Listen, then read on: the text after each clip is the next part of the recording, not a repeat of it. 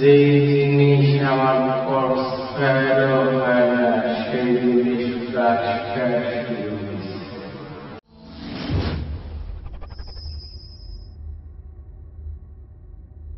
আপনি কি হতাশ, প্রেমে ব্যর্থ, সংসারে অশান্তি, ফেসবুকে লাইক কমেন্ট পান না, পরকীয়ার শিকার? আপনার সব সমস্যার সমাধান করতে আজই চলে আসুন আমাদের বায়োমেট্রিক পয়েন্টে। হ্যাঁ ভাই, আপনার সিম রেজিস্ট্রেশন করে মুক্ত হয়ে আকাশে উড়ুন, বাতাসে ভাসুন, পানিতে ডুবুন। আপনার এক কপি সুন্দর দেখে একটা ছবি আর আইডি কার্ডের ফটোকপি নিয়ে আজই চলে আসুন। সব গুটিবাজি বারবার, তারা না পার গুটিবাজি একবার। এক ফাইলই যথেষ্ট, আর সম্পূর্ণ ফ্রি। শুধু যার কাছে গিয়ে সিম রেজিস্ট্রেশন করবেন তাকে 20টা টাকা দিয়ে। চলুন শুনে আসি একজন সফল ফেসবুক সেলিব্রিটির গল্প। আমার নাম কেরামতুল্লাহ। আমি ফেসবুকে সেলিব্রিটি হওয়ার চেষ্টা করতেছিলাম, কিন্তু অনেকদিন যাবত আমি ফেসবুকে সেলিব্রিটি হইতে পারিনি। আমার ফেসবুকে লাইক করতো না, কমেন্টও করতো না, আর মেয়েরা আমাকে মেসেজ দিত না, রিকোয়েস্ট পাঠাতো না। আমি পাঠালে আমাকে রিকোয়েস্ট অ্যাকসেপ্ট করতো না। কিন্তু আমি অনেক চেষ্টা করতেছিলাম, কারণ আমার মধ্যে বিশ্বাস ছিল আমি পারবো, কারণ আমি ডিএসএলআর দিয়ে ছবি তুলতাম। কিন্তু কেন জানি না ওই মানে পারতাম না আর কি। তো আমি অনেকদিন চেষ্টা করছি, অনেক কিছু করছি, কিন্তু কোনোভাবেই লাইক কমেন্ট আসতো না। হঠাৎ করে আমাকে একদিন তারান আন্টি বললো যে সিম রেজিস্ট্রেশন করতে, তাও বায়োমেট্রিক পদ্ধতিতে। আমি বায়োমেট্রিক পদ্ধতিতে সিম রেজিস্ট্রেশন করলাম। তার জন্য আমাকে যেটা করতে হয়েছে, আমি এক কপি ছবি আর একটা ওই কি জানি ওইটা জানি কি আইডি কার্ডের ফটোকপি নিয়ে গেছিলাম। তারপর সিম রেজিস্ট্রেশন করার পরে আমি এখন অনেকাংশেই সেলিব্রিটি। আমার পোস্ট এখন 300-400, মাঝে মাঝে 500 লাইক করে, এবং বেশিরভাগই মেয়ে, এবং আমাকে অনেক মেয়ে এখন রিকোয়েস্ট পাঠায়। আমি এখন অনেক ভালো আছি। হাসি দেন একটা। হ্যাঁ, এবার শুনবো একজন ব্যর্থ প্রেমিকের প্রেমে সফল হওয়ার ঘটনা। আসসালামু আলাইকুম, আমার নাম জুনায়েদ। আমার একটা না গার্লফ্রেন্ড ছিল। আমার গার্লফ্রেন্ড না আমার এক পয়সারও দাম দিত না, আমার সাথে যেখানে ফ্ল্যাটে যাইতে চাইতো না। তো আমার ধারণা আপা কইল যে বায়োমেট্রিক ভাবে যদি সিম রেজিস্ট্রেশন করা যায় তাইলে নাকি গার্লফ্রেন্ড নাকি পটানো যায়।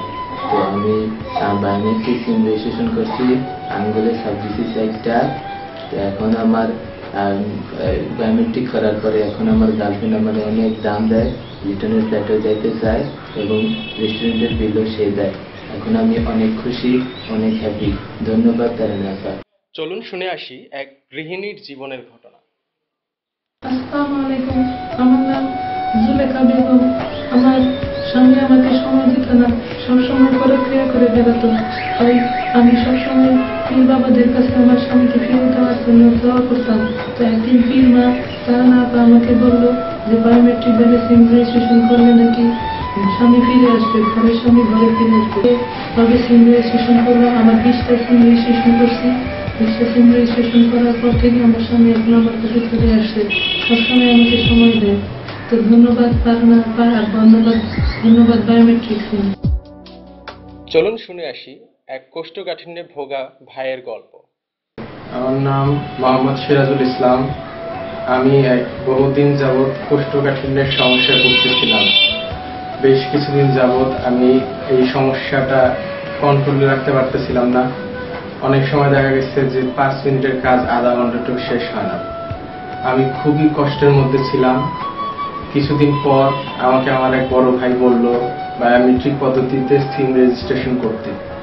তারও নাকি অনেক সমস্যা সমাধান হয়েছে, যদিও তিনি আমাকে সেগুলো বলেন নাই। তার কাছে সেই ভাষাটা বলতে গেলে সেগুলো তিনি আমাকে বলেন নাই, যদিও তার অনেক সুবিধা হয়েছে। তার কথা শুনে আমি সিম রেজিস্ট্রেশন করছি বায়োমেট্রিক পদ্ধতিতে। তারা বলছিল আমার আঙ্গুলের ছাপ রাখবে না, তবুও তারা আঙ্গুলের ছাপ রেখে দিচ্ছে। আমি যখন রেজিস্ট্রেশন সম্পন্ন করলাম, তারপর থেকে দেখা গেল যে যেই জিনিস আমার ক্রস ফায়ারও হয় না সেই জিনিস ব্রাশ ফায়ার শুরু হয়েছে। যেই জিনিস আমার ক্রস ফায়ারও হয় না সেই জিনিস ব্রাশ ফায়ার শুরু হয়েছে। আমি এতই খুশিতে বাথরুম থেকে বের হই এখন যে মনে হয় যে পৃথিবীর সব সুখ আমি বাথরুম থেকে কুড়াই নিয়ে আসি। আমার এত সুখের পিছনে এই বায়োমেট্রিক পদ্ধতিতে সিম রেজিস্ট্রেশন করার যে অবদান, তার জন্য আমি তারা ম্যাপাকে অনেক ধন্যবাদ জানাই এবং অনেক হাত ধন্যবাদ।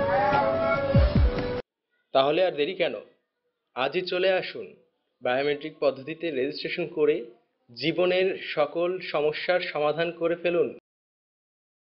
ধন্যবাদ, ধন্যবাদ বায়োমেট্রিক।